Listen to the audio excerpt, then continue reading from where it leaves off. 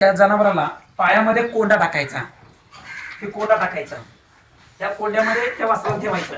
आता हे काय करतं, हे वासरू लहानपणी उठायला बघतं. आईचा प्रयत्न काय असतो, आई चाटते कशासाठी याचं शास्त्र समजावून घ्या. हिंस्र प्राणी आकर्षित होऊ नये म्हणून, कुठली कुत्री वगैरे येऊन या वासराला खाऊ नयेत किंवा त्याला मारू सुद्धा शकतात.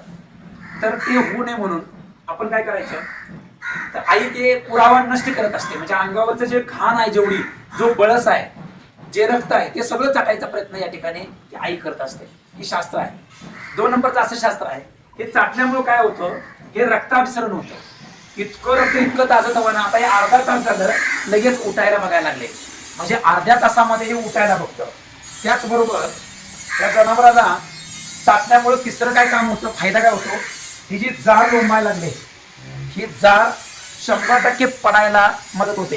हे सारखं शिपूट वरती उडवतं आणि सड पाणवण्यासाठी करतं. अशी काळजी घ्यायची.